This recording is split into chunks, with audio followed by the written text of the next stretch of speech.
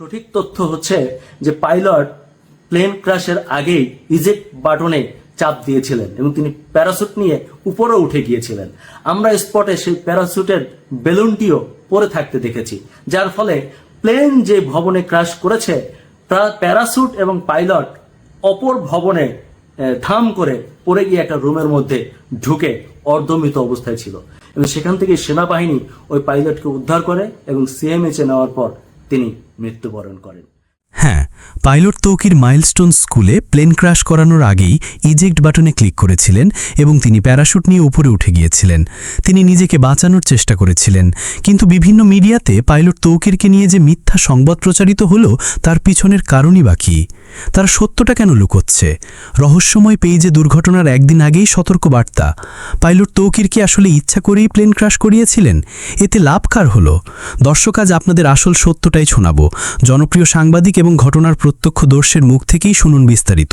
ভিডিওটি মনোযোগ সহকারে দেখতে থাকুন। 21শে জুলাই মাইলস্টোন ট্র্যাজেডির যে ভয়াবহ ঘটনা এবং পরিণতি, সেটি আমি অনেকটা কাছ থেকে দেখেছি এবং ঘটনার কিছুক্ষণের মধ্যেই আমি সেই স্পটে পৌঁছাই। আমি জানি না দুর্ভাগ্য কিনা সৌভাগ্য, আমি যেখানে ঠিক ঘটনাটি ঘটে তার অনেকটা কাছেই 1-1.5 কিলোমিটারের মধ্যে অন্য একটি অনুষ্ঠানের শুটিং করছিলাম। তো হঠাৎ করে আমি শুনি যে আমার খুব কাছাকাছি একটি প্লেন ক্র্যাশ করেছে মাইলস্টোন স্কুল অ্যান্ড কলেজে। আমি সাথে সাথে সেখানে ছুটে যাই এবং আমি সারা দিন সেখানে ছিলাম।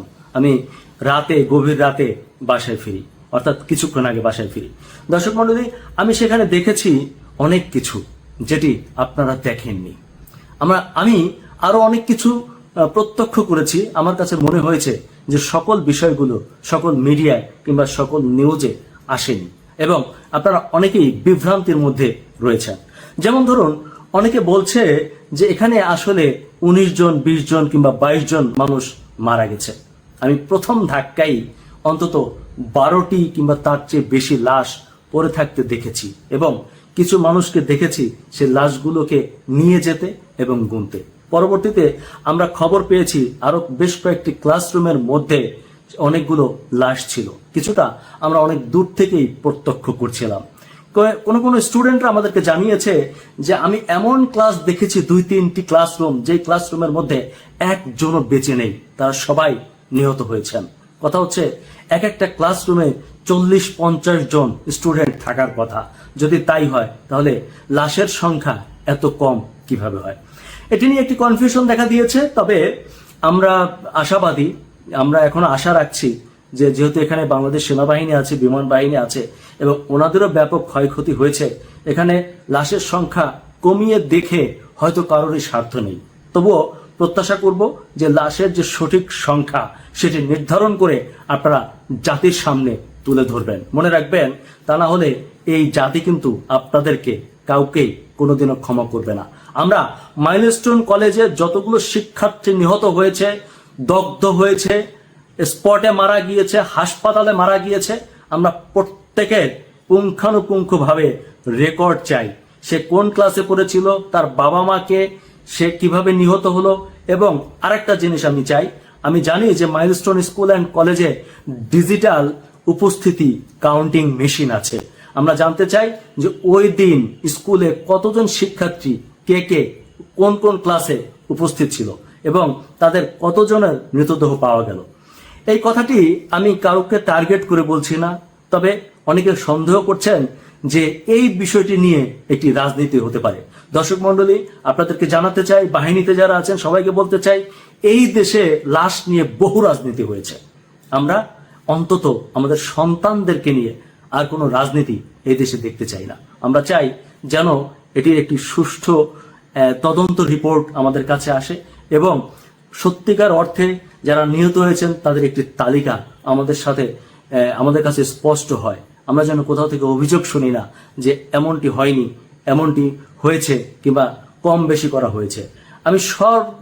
আমি সকল শ্রেণীর, সকল পেশার এবং যারা যে দায়িত্বে যেখানে আছেন, মেডিকেল, বিভিন্ন মেডিকেলগুলো, মাইলস্টোন স্কুল অ্যান্ড কলেজ, আমাদের সেনাবাহিনী, বিমান বাহিনী যারা আছেন, আশা করি আপনারা সবাই মিলে এই কাজটি করবেন। তা নাহলে আপনাদেরকে সবাই কিন্তু দোষের চোখে দেখবে, হয়তো একটা ব্লেম দিবে যেটা করেছে। নিশ্চয়ই আপনারা সেই ব্লেম নেবেন না এবং আপনারা সেটা প্রকাশ্যে আনবেন।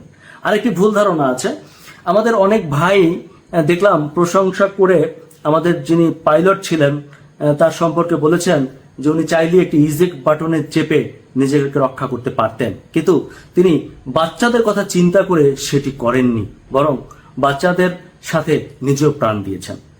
হ্যাঁ, ঘটনাটা ঠিক, কিন্তু আপনাদেরকে জানিয়ে রাখি আমিও স্পটে ছিলাম। আপনাদেরকে জানিয়ে রাখি সঠিক তথ্য হচ্ছে যে পাইলট প্লেন ক্র্যাশের আগেই ইজেক্ট বাটনে চাপ দিয়েছিলেন এবং তিনি প্যারাসুট নিয়ে উপরে উঠে গিয়েছিলেন।